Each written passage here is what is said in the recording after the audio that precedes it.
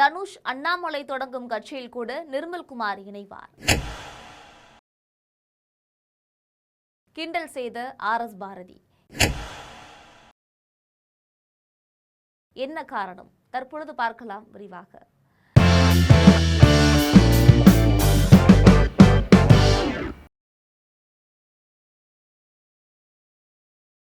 நடிகர் தனுஷ், அண்ணாமலை ஆகியோர் புதிதாக தொடங்க இருக்கக்கூடிய கட்சிக்கு கூட அமைச்சர் CTR நிர்மல்குமார் செல்வார் என்று திமுக அமைப்பு செயலாளராக இருக்கக்கூடிய RS பாரதி கிண்டல் பண்ணியிருக்காரு. யார் புதிதாக கட்சி தொடங்கினாலும் அங்கு செல்வது சிலருக்கு பழக்கம் என்று கூறிய அவர், அந்த பட்டியல்ல CTR நிர்மல்குமார் மற்றும் ஆதவ் அர்ஜுனா முதன்மையாக இருப்பார்கள் அப்படின்னு சொல்லியிருக்காரு. நாடாளுமன்ற மழைக்கால கூட்டத்தொடர் நிறைவடைந்த பின்பு சபாநாயகர் ஓம் பிர்லா கொடுத்த தேநீர் விருந்துல திமுக சார்பாக கனிமொழி மட்டும்தான் கலந்துகிட்டாங்க.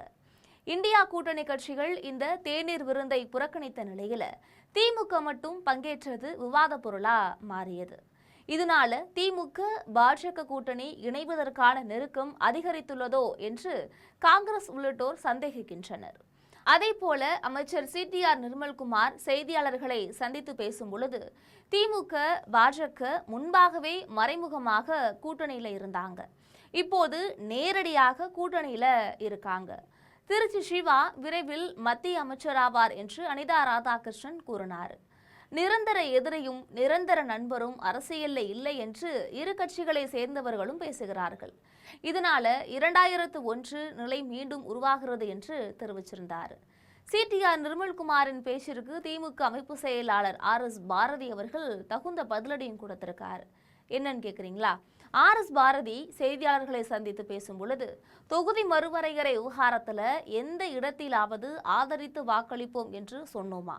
CTR நிர்மல்குமார் பல கட்சிக்கு போய் வந்தவர். அவரின் வாயிலிருந்து உண்மை வரவே வராது. அதற்கு காரணம் RSS மற்றும் பாஜக தொடர்புதான். பாஜக பற்றி பேசும் யோகியதை அவருக்கு கிடையாது. தொகுதி மறுவரையறை மசோதா என்னவென்றே தெரியாமல் கருத்து சொல்ல முடியாது. ஏற்கனவே நாடாளுமன்றத்துல அந்த மசோதாவை தோற்கடித்திருக்கிறோம். அந்த அளவிற்கு தொகுதி மறுவரையறை மசோதாவை எதிர்த்தோம். நிர்மல்குமார் ஒவ்வொரு நேரத்தில் ஒவ்வொரு மாதிரி பேசக்கூடியவர். RSS, பாஜக, அதிமுக உள்ளிட்ட கட்சிகளில் இருந்தவர். இப்போதைக்கு தாவேக்கவுல இருக்கிறாரு. இன்னும் இந்த ஆட்சி முடிவதற்குள்ள எந்த கட்சிக்கு செல்வார் என்று தெரியல. தனுஷ் ஒரு கட்சி தொடங்க போவதாக சொல்கிறார்கள். அண்ணாமலை கட்சி தொடங்குவதாக சொல்கிறார்கள். ஒரு சிலர் யார் கட்சி தொடங்கினாலும் உறுப்பினர் அட்டை வாங்கி வைத்துக் கொள்வார்கள். சிலருக்கு பாரம்பரியமாக அந்த பழக்கம் இருக்கு. அந்த பட்டியல்ல முதன்மையாக இருக்கக்கூடியவர்கள் நிர்மல்குமார், ஆதவ் அர்ஜுனா.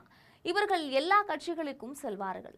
திமுக தெளிவாக சொல்லிவிட்டது, நாங்கள் சொல்லிய திருத்தங்களை செய்தால் அதற்கேற்ப முடிவெடுப்போம். தாவேக ஆட்சியில் நடக்கக்கூடிய பிரச்சனைகளை மறைக்க, குறிப்பாக கோவை மாணவர் கொலையை மறைக்க இப்படி பேசுகிறார்கள். 100 நாட்களாகியும் தூத்துக்குடி பெண் கொடுத்த புகாரில் நடவடிக்கை எதுவும் எடுக்கல. முதலீட்டாளர்கள் மாநாட்டில் ஒருத்தருக்கு கூட அழைப்பு மற்றும் அனுமதி அளிக்கப்படல. திமுக போட்ட ஒப்பந்தத்தால் தான் வந்த முதலீடுகள் அவை. இதுல என்ன ரகசியம் இருக்கிறது?